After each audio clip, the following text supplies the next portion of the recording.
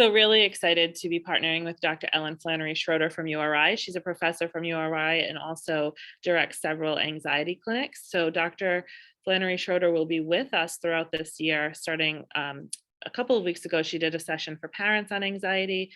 Today, she's with us to talk about anxiety that may have popped up as a result of the COVID pandemic and what to expect with our students as they come back to us starting this week. And then Ellen will be with us for parents throughout the year to provide some sessions specifically for parents and also for any of you who might want to pop on. So please look for information that will be forthcoming on that. So Dr. Flannery Schroeder, I'll turn it over to you. Thank you, Tabitha. I want to thank you all for joining me today. I am so thrilled to not have to compete with a beautiful sunny day because it doesn't feel so bad to be indoors during this rain that we're having. So I am grateful for that. I'm grateful that you are here with me. I've already gotten instructions to keep it to an hour.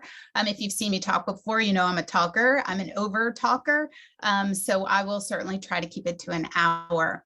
I do welcome you, though, as you have questions or comments, to put them in the chat. I will warn you, though, that it is very difficult for me to sort of monitor the chat at the same time. So Tabitha told me she'll keep an eye on the chat.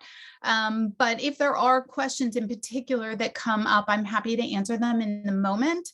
So I've given Tabitha permission to interrupt me at any time with any question, because I think it just makes a more engaging presentation. So happy to have you here with me this morning. All right, so I'm going to talk about child and adolescent well-being in a post-pandemic world. Are we post-pandemic? I'm not really sure. I think when I wrote this title way back when, I thought we were mostly post-pandemic. Now I'm not really so sure, but that's kind of a moot point. And I really want to put my focus today on how you can help students to thrive. But I'm also, so the focus will be on students for a bit, but also on you as well. And more on that as I talk a little bit about the outline. Hang on. My clicker's not advancing. Let me just figure out why that is. I have no idea. It was just advancing a moment ago. All right, we're gonna do it the old-fashioned way. Hoping to avoid this. All right, so I want to present an outline so you know what's coming today. I'm going to start off about the first third, maybe. I'm going to talk about what the research says about the impact of COVID on student mental health. And then we're going to move on to how do you respond to students with care in a supportive, encouraging, promoting well-being manner.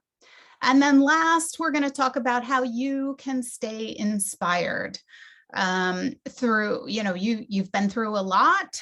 We've all been through a lot, and we're all sort of running a little bit on empty as we're starting the academic year. And that is not a good place to start when you've got a full year, a difficult year ahead of you. So hopefully I will present some inspiring strategies for staying inspired. All right, so we're going to start with the frog. We're going to cover the hardest thing first. So this talk is going to start off with some negative news and then hopefully end on a really positive note. So I've got the Mark Twain saying here, eat a live frog first thing in the morning and nothing worse will happen to you the rest of the day. So we are going to eat the frog first. We're going to start with the hardest news, which is what's happening to our students as they have been, what's happening to our students' mental health as they've been impacted by COVID. So we will eat the frog this morning, and then it's going to be downhill from there. All right, so first third, we're really going to take a dive into student distress. Most specifically, we're going to dive into some of the research on how COVID has been impacting student mental health. I'm going to present a smattering of research that's coming out. There's a lot of research being conducted. There's not a whole heck of a lot of research coming out, although it is coming out more and more, every month it's coming out at a more rapid pace as the research gets completed and published and disseminated. So I'm only going to sort of hit some highlights. I will also warn you that I'm not going to tell you anything you don't already know. So this research is validating, not necessarily earth-shattering, because it's going to confirm what you either know or what you suspect. So the Stress in America study let us know that 81% of Gen Z, I've heard that stands for Generation Zoom. I mean, it really doesn't, but now it kind of does, kind of funny. 81% of Gen Z teens have experienced negative impacts during the pandemic. Of course they have. My question is, what about the other 20%? Are you telling me they haven't been negatively impacted, or are they unaware of the impact, or privileged in some way that they've been able to escape some of the most significant impacts? JAMA published a study in April 2020, which is really highlighting the fact that when schools closed, the vast majority of students who received mental health services in schools were no longer able to get that mental health treatment. So that's a key point. There are tremendous disparities that have been revealed, all kinds of disparities that have been revealed by the pandemic, and that is one of them, because those populations that are harder to reach with treatment are those that tend to get their treatment in school, and they might also be the most needy group in terms of services. The Healthy Minds study, no surprises here, found that 41% of students screened positive for depression, 34% screened positive for anxiety, and 27% reported that their mental health difficulties were impacting their academic performance. And I'm sure you saw that over the course of the past year.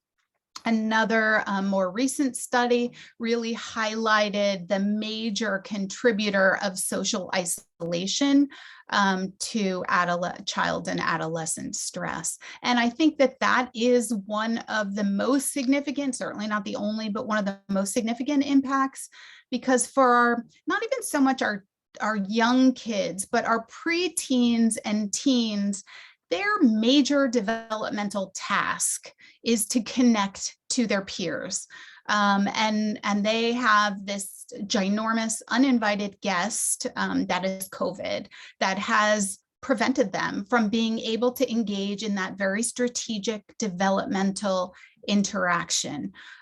So I really want you to keep your eye on that, because it's going to be really important as the students come back that you really facilitate those social connections. The American Psychiatric Association also did a pretty recent study which found that 41% of adults and 49% of young adults are more anxious than they were last year. So 2021 versus 2020. 43% of adults versus 59% of young adults said the pandemic had a serious impact on their mental health. And a large portion of parents are saying that their kids have either minor or major problems resulting from the pandemic. I want to note on this slide, just take a look at the comparison between young adults and adults, which I think speaks a little bit to my earlier point about this pandemic being a little bit tougher on those who are younger versus older. So I want to sort of move on now from the facts. We've eaten the frog. Thankfully, the frog is done. And hopefully we're going to move on to some things that we can do, some things that we all can do to support our students in significant and helpful and health promoting ways. All right, so this is going to be you in a few days, greeting those students who come into either your classroom, who are coming into the school. And I will bet that the vast majority of you will say the following things. Welcome back. How are you? Did you have a good summer? Have a great day. Hello, what's up? Am I right? The vast majority of you are going to greet the students with this. And not that that's a particularly bad strategy, but I'm going to say, yeah, nope, not a chance. Sorry. Yeah, no, nix. Nuh-uh. This isn't how I want you to respond to students as they're coming in. We're going to do a little shrink wrap, how to talk like a psychologist 101. Not that those sayings are particularly bad, but we can improve upon them. And so let's take a look at how we can improve upon how you're going to respond to and talk to students. And some of this may be a little bit no-brainer, and my apologies if it is. I think there will be some new stuff here, but sometimes it's just really good to receive a reminder to be more thoughtful about our interpersonal relationships, particularly at a time when those relationships matter more than ever. Ellen, I'd just like to chime in and also concur with that. And I love the top one that says, I'm so glad to see you, because so many of our students are really going to need to hear that. Exactly. Exactly. So, hey, Tabitha, I'm so glad to see you. Using their name, critically important. It means you know who they are. Making eye contact says, I see you, and I'm glad to see you. So use your genuine emotion. If you are welcoming a student back that you don't like, find something good about them, and find that place within you that either is filled with compassion or recognizes what their strengths are, and use some kind of statement that is genuine. Because if you are making ingenuine statements, students will know. So just that simple, using their name, letting them know you're so happy to be in their presence, is critically important. All right, so next, how are you? Fine, good, okay. Don't let them get away with that. This is, and this doesn't have to be while you're in the door. So the statements that I'm going to go over aren't necessarily the ones that you're giving when the students walk through the door, but that, will be well timed, not necessarily even throughout the first day or the first weeks or the first months. But you'll have to use them as they're relevant, and hopefully your timing will be good. So how are you really? You want to do a checkup from the neck up, right? We've got doctors who are checking their physical health. They do that on a routine basis. And unfortunately for our kids, nobody's doing a checkup from the neck up. It has been a stigmatized topic until recently. We can all feel really lousy about this pandemic because it really is an uninvited, awful guest that I'm not happy to see, and I don't want residing in my life any longer. But one of the good things that has grown out of it is this attention to mental health. So everyone is concerned about it now. Thank goodness.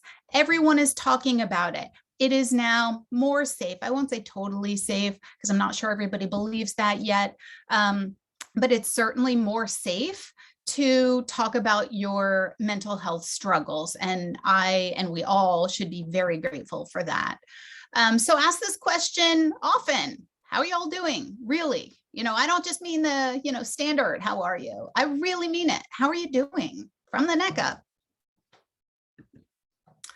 Tell me about your summer hobbies, plans, insert whatever you want there.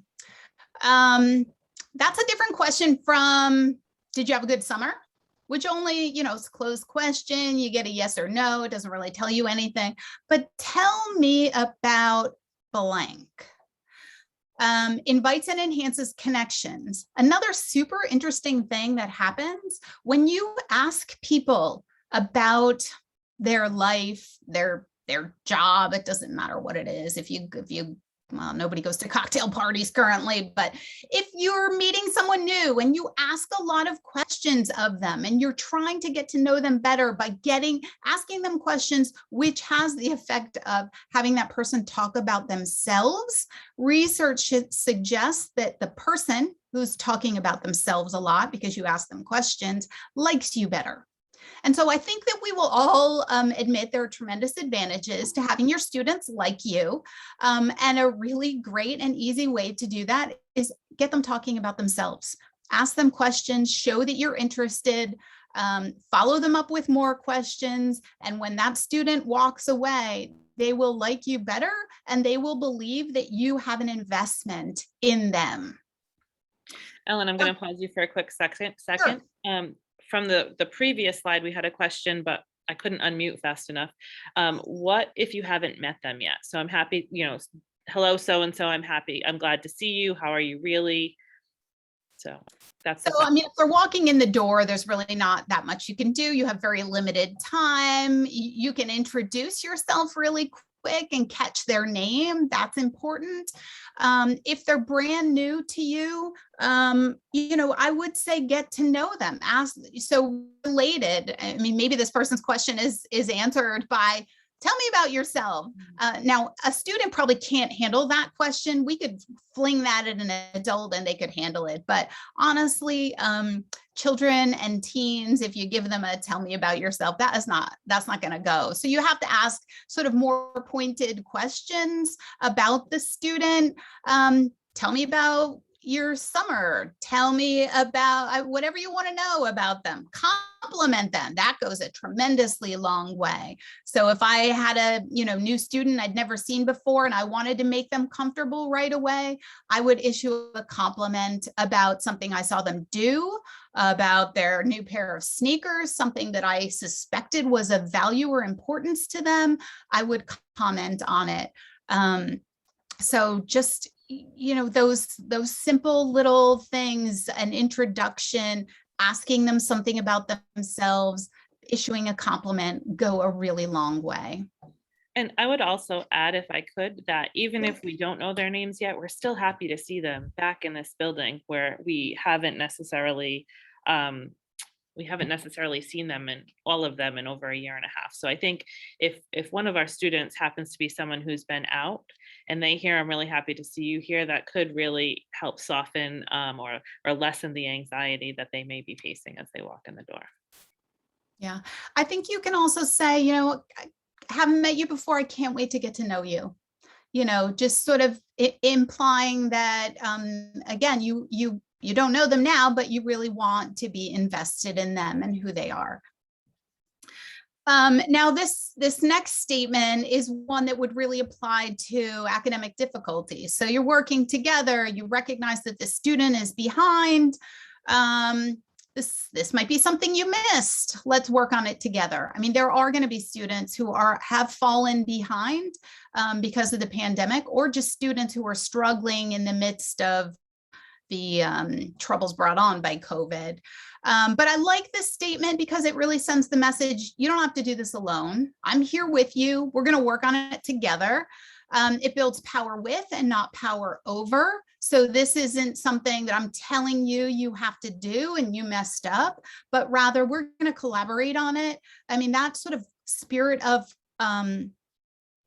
I don't know what the noun is, collaboration. The spirit of collaboration is super important. If a student doesn't feel like they have to conquer things alone, I mean, if you've got a friend to exercise with, oh gosh, it makes that so much easier than if you have to do it on your own. And certainly the classroom is no different. And if a student perceives that you're there to help them, you're going to collaborate with them, and you're using language that's consistent with that.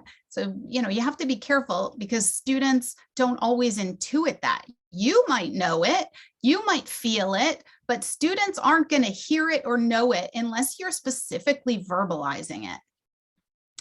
And then also, this might be overused and perhaps you've heard it before, but it's worth repeating. Students Maslow before they bloom. So I can't tell because I can't see anyone if that's familiar, but Maslow's hierarchy of needs, safety and belonging are at the bottom, and they have to be fulfilled before Bloom's taxonomy, of knowledge and comprehension and analysis and synthesis, before you can even worry about that stuff. You really need to be sure that they are safe and that they are feeling connected. And again, you can see there's going to be a running theme on enhancing those social connections, because that's what belongingness is. It's a basic fundamental human need that is absolutely heightened in the group of students that you're working with, because that is the developmental task for them. This is hard for me too. So, you don't have to say it exactly that way. It could be any variant. This is going to be a difficult year. It's been tough for me too. Any kind of acknowledgement that you're in them with it. You're in the struggle right alongside the students. I don't mean this in a snide way, like, oh, you think this is hard for you? This is hard for me too. That is not what I'm suggesting here, but rather some acknowledgement that shows your own vulnerability and normalizes the struggle. And you might also, I have on the slide, use coping modeling. So if that's a new term for you, I'll give a quick definition. And that is, you acknowledge the struggle. This has been really hard for me.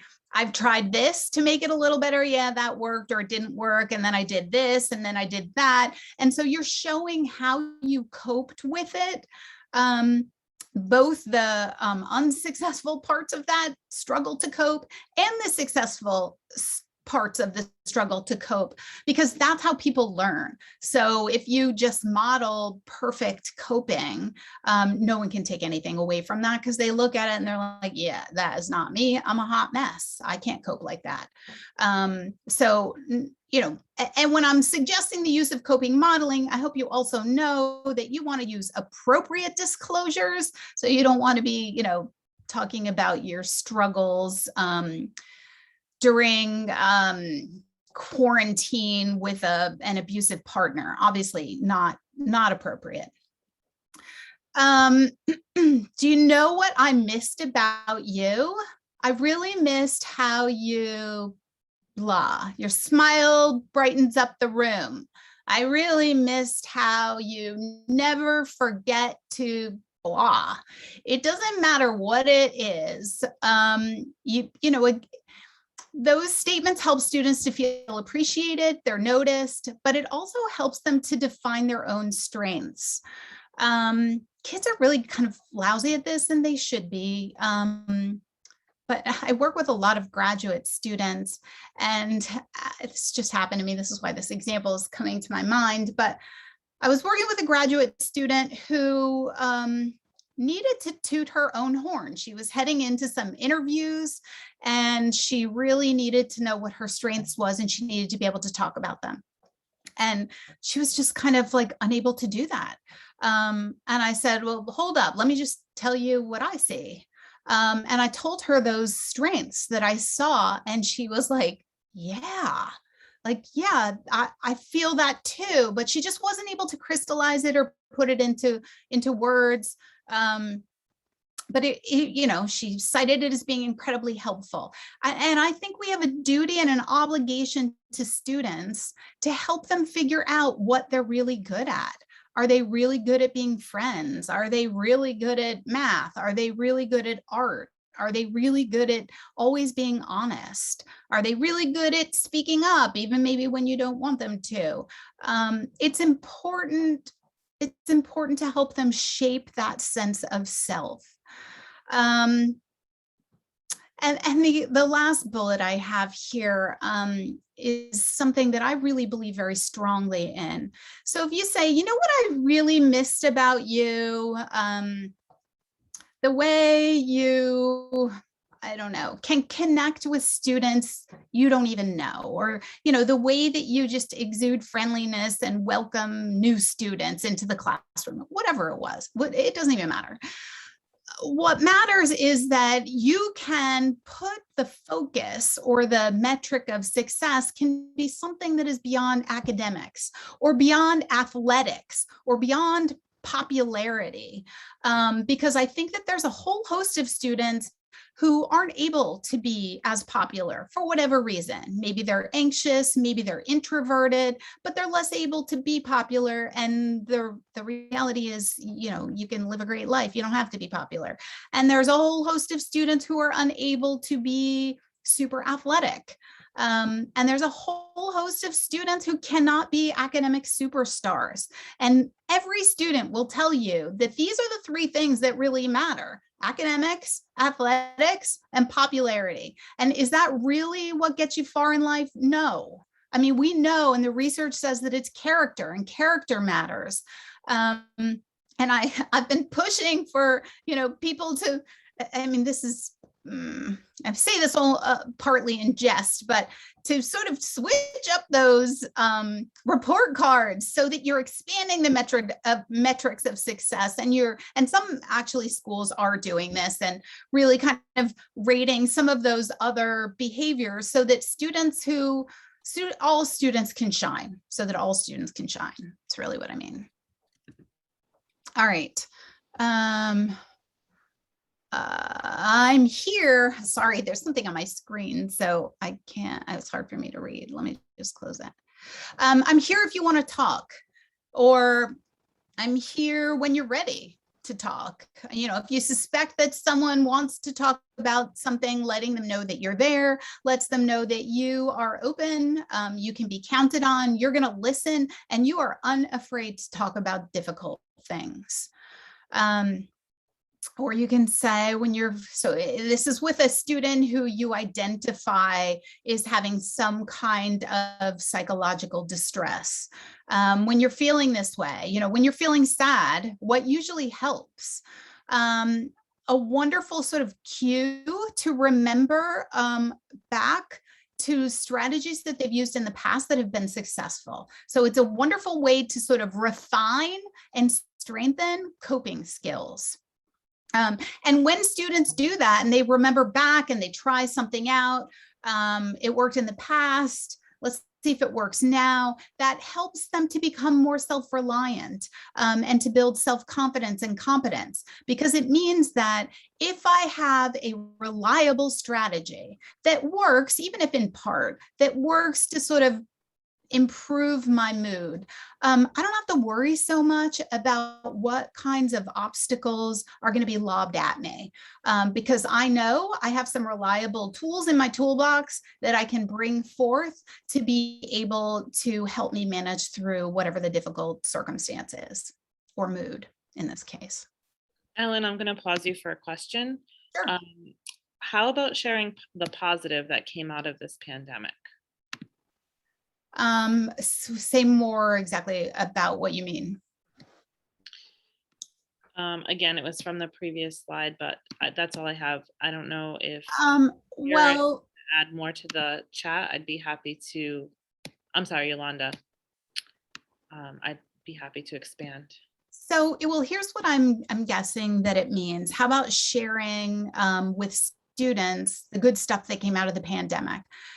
Absolutely a great idea, but not as a first go, because you don't want to invalidate the hardness of what these students have experienced. So if they walk in the door and you say, hey, well, yeah, the pandemic has been hard, but let's look at it this way. I mean, yes, that's absolutely my message. You want to do that. My only caution is don't do that first. Nobody's going to do this. So what I'm saying is probably not ever going to happen, but it's not like a student walk in the door and you'd be like, isn't this pandemic great? Because now, like for me personally, I'm wearing jeans and no shoes while I'm giving a presentation, and my commute was up the steps. I mean, that's awesome. I'm loving it. And it's not like you're going to start with that. But yes, when you have thoroughly validated all of the difficulties that have been caused by this pandemic, and I'm going to talk about this more. So whoever brought up that comment, absolutely, you are foreshadowing what's coming a little bit later. But yes, we definitely want to put our eye on what are the good things that have come out and encourage students to think that way. My only caution is don't do that as a first pass, because it can end up sort of invalidating or making a student feel unheard, though I'm certain that's probably not what you intended or meant. All right, if we could fix one thing together today that would make the biggest difference, what would that be? So I like this question because it really encourages the student to think through, what are the options? What are the problems? I mean, I don't have this on the slide, but one of the first things it does is help a student to really crystallize what's going on. I'm prioritizing which is my biggest struggle. So I'm defining the struggle and then I'm prioritizing them, which one is the worst struggle. And then I'm engaging in some problem solving, which is a great skill. And saying this also sends the message, I want to ease your discomfort because I care about you. Now, I recognize I'm not too naive to realize that students can come up with things that are not good for them in the long run. Like, what's the one thing that would make the biggest difference? Me not coming to school. But that is not an option. So obviously, all of these statements can, run into some problems, but overall, it gets you to a place where you want to go with a student. And then my last is the seemingly insignificant but life-changing statement. I don't know what that is, and neither do you. And my point is, you won't know it. You may have delivered it in the past. You may deliver it today. You may deliver it in the future, and you'll have no idea unless that person comes back to you and lets you know. So let me give an example. There's a famous example in psychology of a psychologist who worked for a time in a prison. And during that time working in the prison, the psychologist did intelligence testing on the prisoners. So they did psychological assessment, and an IQ IQ test was part of it. And then that psychologist, as all psychologists doing assessment, give feedback to the client, in this case, the prisoner. And this psychologist, about 30 years after that job in the prison, was approached by someone who said, 30 years ago, you changed my life. And the psychologist had no recollection, did not know the person, couldn't imagine how on earth they had changed their life. And the former prisoner said, you changed my life because you told me I was above average IQ. And it explained everything. It gave me some hope and positivity, and it changed the way I was thinking about my environment, and I turned my life around. And so you absolutely are in a position to say things that will stick with your students forever. My brother, as a student, what are those? I can't see anybody, but we used to have those flutophones. They're not called flutophones, but we used to, in music class, we used to learn the flutophone, but that's not what it's called, a recorder. I don't remember what they're called. And that teacher told my brother something like he wasn't going to make it in life. Thankfully, my brother, had good mental health. And we laugh about it, but we will never forget that teacher and that statement. And so I'm not advocating for any negative statements. I'm advocating for those positive statements, but they will be equally remembered, and you don't know what they're going to be. You'd never know what is going to have meaning and what is going to have impact. So just a reminder, your words matter a lot. And so always try to be mindful. Ellen, I'll pause you here. Danielle put a good reminder in the chat that these conversations may lead to some revelations, and a reminder that we are all mandated reporters. So knowing that as we're engaging in conversations with students, we may, some important information may be revealed, and we will have to follow up as mandated reporters. Absolutely. Great point. Thank you so much for that reminder, because that is absolutely critical. These conversations might also lead to a recognition that what the student needs is beyond what you can offer. So, I have a little graphic here that pretty much relates to this. You want to validate students, appreciate, and then refer. So, what do I mean by validate? I mean, when a student comes to you and they're complaining, or complaining is sort of laden with has a bad connotation. So I don't really mean that, but they might be complaining or discussing really difficult circumstances. You want to acknowledge what they're going through. I find, as a psychologist who teaches problem solving every day, that I immediately, somebody, comes up with a description of a really difficult time, I immediately go into problem solving. In fact, I did that with my daughter once a few years ago. My daughter is now 16, so she was probably, I don't know, 12 or 13, and I perceived complaining about something or struggling with something, in fairness. And I said, well, you could do this, or you could do this, or how about we try this? And I went into problem solving mode. And she said to me very wisely, Mom, sometimes I don't want you to fix it. I just want you to hear me.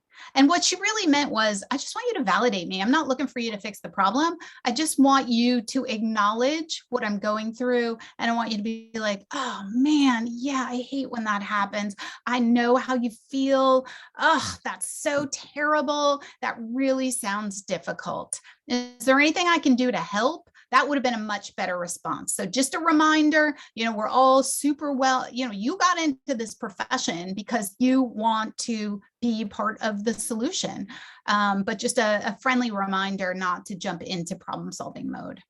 And then appreciate, recognize that whatever they told you really took a lot of courage. It is not easy for many, many people, for a majority of people, to talk about mental health struggles or any other kind of difficulty that might be going on in the home environment or the school environment or elsewhere in life.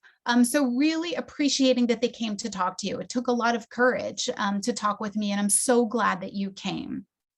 And then when appropriate, know when to refer. So, you might say, you don't have to handle that alone. Can I help to connect you with somebody who can help to support you with that particular issue? And then make that connection. Do what you can. Don't just sort of recommend it. But do the warm handoff to make sure that that referral actually does happen, whether it's to the school psychologist or somebody outside, or whether it's to a tutor within the school or whomever. The warm handoff has been demonstrated to really go a long way in ensuring that people have follow through with a referral. So when do you refer? And you refer when you see any of the following warning signs. I will also say that if a warning sign isn't on here, but it kind of raises your antenna, pay attention. You know your students. Many of you have been teaching for a very long time. When something seems off, you're probably right. It is off, and it's worthy of investigation. You might be wrong, but there's no harm in looking a little bit more deeply into that sort of behavior or something that just doesn't seem quite right. So what are the warning signs of mental health difficulties? Any kind of sadness lasting 2 or more weeks. So, if it's hanging around for a really long time, we expect people to be sad from time to time. That's totally normal. Any withdrawal from social interactions. And that's really a difficult one because people have been withdrawn from social interactions for a long time. And so it is no joke that people's social skills are rusty. Students have not used them in a very long time. And so they are not going to, interact with great social finesse right at the start. So encourage them. I always say, if you're not ready to jump into the pool, dip your toe in first and start gradual. Any talk of hurting oneself or hurting somebody else, talk of death or suicide, those are clear red flags. Any kind of mood changes, irritability, other changes in personality, any kind of eating or sleeping changes, headaches or stomach aches, often a sign of stress or anxiety. Difficulty concentrating can mean a whole bunch of things, but usually a good indication that something's going on. And then any kind of changes in academic performance or school attendance. And so pay attention when you see these warning signs, you probably want to act. And then the third part, the most inspiring part, I hope, is how to stay inspired. And how do you stay inspired by self-care? Now you probably are like, oh gosh, no, she's going to talk about self-care. But self-care is required, and it's not self-indulgent. You know, you have gone into this profession because you are very other focused. You are selfless in many regards. And so I would guess that you as a population are you're more apt to help someone else than you are to stop and take time to care for yourself. I'm going to guess that's the case. All right. So you're saying to me, stay inspired. My battery is depleted. I'm starting the school year at, 2% battery. How on earth am I going to do this? Are you kidding me? Burnout. It's real. Absolutely. And honestly, I've already said this, you're starting the year burned out. I mean, honestly, before the pandemic, you were burned out. And then the pandemic just exacerbated everything. So I want to talk about, what is burnout? Usually people talk about three components. There's the exhaustion, mentally and physically. There's social detachment. So you kind of withdraw socially because you just don't have the resources for engaging with others because you're burned out and you're exhausted. And then another part of burnout is commonly self-criticism. So you might, in your head, you fault yourself for not being good enough or not having enough energy, or you didn't put in enough time to get this semester started off on the right foot. And these sort of three components comprise burnout. I'm sure you can recognize them. Honey, when you left for work this morning, you were a happy and enthusiastic, vibrant 25-year-old. Do you want to talk about it? So you may be feeling a little like this, you start off with the best of intentions and you come back at the end of the day and you just feel old and haggard. Well, you are not alone. All right, so I'm going to present 5 strategies for staying inspired, or maybe for some of you for getting inspired. So I should really amend this. How to get and stay inspired is really what I mean. So I'm going to go over each of these in turn. I'm just going to read through them quickly for now. Eat right, sleep more, and exercise. We're not going to spend a whole lot of time on that one. I'm going to talk about changing your perspective and rethinking the way that you think. I'm going to suggest that you change the color of your space. We'll talk about what that means. I'm going to teach you how to stretch your time, and I'm going to maybe encourage you to drink more coffee. We'll see. All right, so the first one, eat right, sleep more, exercise, yada, yada, yada. I'm actually really not going to say anything more than that, because the last thing you want is me to come here and talk about self-care and talk about how you need to eat right and sleep more and exercise more, because you already know that. And so, yeah, it's important. So I'm acknowledging it, but that's not going to be the focus of my suggestions for getting and staying inspired, because I want to give you something new, and I want to give you something creative, and I want to give you something that maybe you already know, or maybe you don't, but that is encouraging and really piques your interest and creates some energy for you to actually go and engage in these research-based strategies. So these aren't sort of my ideas. Everything that I'm going to present comes straight from the research literature. So I promise you it works. All right, so we're going to start with changing your perspective or rethinking your thinking. And we've already talked a little bit about this because someone, one of the participants noted, what about highlighting what good came from the pandemic? Yeah, absolutely.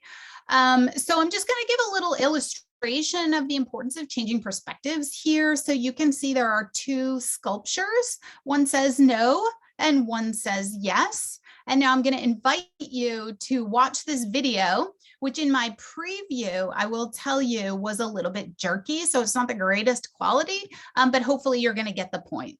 So here's the no sculpture. But let's take a look. That yes sculpture and the no sculpture were the same sculpture, but viewed from a different angle. And so so as we talked about with the pandemic, yes, the pandemic really, forgive me, sucks. It stinks, but is there good? Yes. And do I want to change where I put my focus on it? Absolutely. We'll talk more about that in a second. I want to sort of hit this home with a little story. Two shoe salesmen were sent to a remote village to see if there was a market for their product. The first shoe salesman reported back, "This is a terrible business opportunity. Nobody wears shoes in this remote village." And the second salesman reported back, "This is a fantastic business opportunity because nobody wears shoes." And so my question to you is, when you're confronted with a problem or a challenge, which salesman are you? And this is sort of the spirit that we really want to generate, not only in ourselves, but also in our students. Just really to hit this home, and because I love this quote, we can complain because rose bushes have thorns, or rejoice because thorn bushes have roses. So we can rejoice because global pandemics do have a good side as well. And then I want to give you an example, because sort of personal, something that happened in my life, because I want the skill to generalize for you, because honestly, I believe this is the key to the good life. So if you weren't paying attention before now, pay attention, because here's the key. So here I have to set the stage. My son brought a friend home from college, and we were all going out to eat we were going out for breakfast at a really popular breakfast spot. And of course, we didn't get there right when the restaurant opened. So we got there and there was this enormous line, and a huge wait. So we're waiting kind of like in the doorway to the restaurant, so we can see everybody eating inside. And we were standing there, no joke, at least a half an hour, so long. I was like, oh my gosh, I'm going to go sit in the car and somebody call me when, it's our turn. And so I started to complain, like, oh my gosh, this wait is so long. And my son's college friend said, "Oh, I don't mind, because as the waitress is bringing all these plates past, I'm getting to see everything on the menu. And when I sit down, I'm going to know exactly what I want to eat." And I just looked at her and I was like, you will be mentally fit for the rest of your life, because that is the key. It's taking any situation, good, bad, neutral, and being able to put your eye on something good. And I don't mean to be Pollyanna-ish about this. Sometimes a situation is negative, and we need to feel it and we need to be there. But if we linger there, if we keep our focus there, it is certainly detrimental to our health. So being able to flex, appreciate the struggle that you're in, feel the sadness or the distress or whatever it is, but also be able to be psychologically flexible and be able to see that other side. That psychological flexibility is being able to sort of morph your thoughts, also significantly related to good mental health. And so I'm going to say to you, all right, here's our situation. We're not in line in a kindergarten. We're not in line at a breakfast restaurant, but here we are with students with masks and COVID and backpacks. And how are you going to reframe this experience?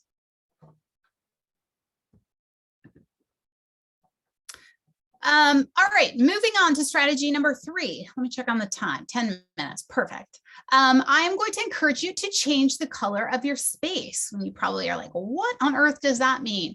Well, there's tremendous research showing the benefits of what is known as green space. What's green space? Exactly what you would think it is. Parks, hiking trails, soccer fields, community gardens. And so what happens when you put yourself in that green space? Your mental fatigue is lessened. Your physical disease is lessened. Your anxiety and depression goes down. And within 15 minutes of a hike in the woods, your blood pressure is reduced. So get out there, not today, but get out there in some green space. And maybe you don't like the color green, or maybe you live in a place where you can't get out to the green. Well, fortunately, we're in Connecticut and Rhode Island with lots of coastland, because there are tremendous benefits of blue space as well. So what's blue space? Any kind of water, lakes, ocean, coastline. What does it do? Blue space helps you to change your perspective. There's something about standing on the coastline and looking at the vastness of the ocean that really puts things into perspective. It's not a joke. I mean, it's serious. I'm sure that you have all experienced it. Stand there, look at the vastness of the ocean, and then turn your attention back to your problems. And they seem to be just a hair smaller, maybe. So what else does blue space do? It improves your physical and your mental health. It also boosts your creativity and increases your compassion. And you might get a good tan. Just kidding. Well, maybe you do. All right. So moving on, this one is one of my favorites. We all are overworked, under-rested, and short on time. And so I'm going to teach you a way to stretch your time, because you need more, right? I can't give you more time, but I can change your perception of time. So time, our perception of time can change. It's malleable, and it depends on what you're doing in your life. So if you think back to your childhood, odds are that those summers seem to go on forever. And I'm going to bet that this past summer went by in the blink of an eye for you. And I'm going to tell you what the difference is. Neuropsychologists have sort of studied this phenomenon, and they conclude that the difference is when you're a child, or when you don't have to be a child, when something is new, and when you're a child, almost everything is new. So when something is new, your brain requires a little extra processing because it's unfamiliar with it. And then when it becomes no longer new and it becomes habitual, your brain is very efficient and it creates an automatic routine. So back when we were doing commutes to work, I want you to remember those times when you got in your car, you drove to work exactly the same way. Sometimes you pulled into the driveway and you were like, I don't remember a single part of my commute.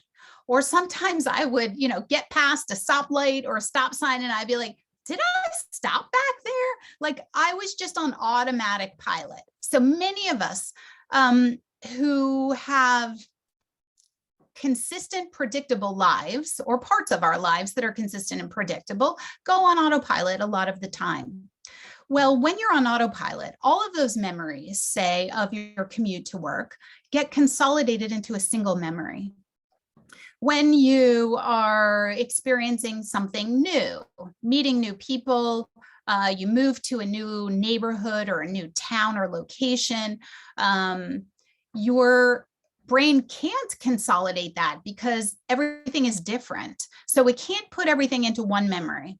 So in childhood, when you're young and everything is new, you have like multiple separate memories. And then you get older and you use those automated routines, and all of that sameness gets glommed into one singular memory of my commute to work, for example. And so you can see multiple memories expands your perception of time. One memory of many automated instances consolidates your perception of time. And so if you want to extend time, seek novelty. So drive a different way to work, wear your watch on a different wrist, move your furniture around, do something, anything different. If you go to a restaurant, don't order your favorite thing, order something new, because when you order the same thing every time you go, it becomes one memory. So super fun, use this. and it's very effective at perceiving the time is moving a little bit more slowly because you're making your brain process more. So give yourself the perception of more time by learning something new, doing something different, making your brain work harder. All right, and last, drink more coffee. Okay, not exactly, but I'll explain. So let's see, where should I begin? There was one November many years ago that I went through the Dunkin' Donuts drive-through, and when I pulled up to the cashier, she said to me, "The person ahead of you paid for you." And I was like, I didn't know them. They paid for me. And so I drove on. I was so moved by that very simple act of kindness. I literally, like, it brought tears to my eyes. And I came home and I told my family about it. And then my daughter, every time, of course, she wants to go for the donuts, but she will, "Oh, let's go to Dunkin' Donuts and pay for the people behind us." And so I have made a tradition of that. And the mood boost, it seems like an act of generosity, but I'm a firm believer that those acts of generosity also act as, or are a little selfish, because when I do it, I'm doing it to make somebody else's day, but I'm also doing it for myself, because the mood boost that I get from an act of kindness, whether it's buying a, cheap coffee, or whether it's doing something that's entirely free, or something small, the sort of size of the act doesn't even matter. The sort of mood boosts that I get is tremendous. And I'll also just tell you a quick story. I've continued this practice for years, since somebody bought me, my first coffee in a drive-thru. And relatively recently, I went through the drive-thru and I bought the person's stuff behind me. You never know what it's going to be. Sometimes it's $1, sometimes it's $20. I don't care. It's $20 well spent. I pay it no matter what it is. And I said, "Can you tell the person to pass it on?" And I meant pass on the goodwill. I didn't mean buy for the person behind them, but I didn't know. I just said, tell them to pass it on. And I drove on and I got home. And by the way, that Dunkin' Donuts was in my neighborhood. It was in my town. And I got home and I was flipping through Facebook, and I belonged to my town's group. And there was a post that said, I was the 8th car in a line of people who paid for each other in the Dunkin' Donuts that I had just started. I started this string of 8 cars paying for each other, and I guess Dunkin' Donuts was keeping track. How incredibly rewarding was that? So great fun. There's lots of research on the benefits of generosity. It lowers cortisol, which is your stress hormone. Research shows that people who are married and generous have happier marriages. It lowers your mortality, you're happier at work, and you have overall better mental health. So in summary, eat, sleep, and exercise, discover new ways of thinking about situations, and the corollary to that is find the good in the bad, whatever it may be, and pay attention to where you're putting your focus. 3rd, network with nature. 4th, learn and do new things to really elongate your perception of time, and give because you'll get back in spades.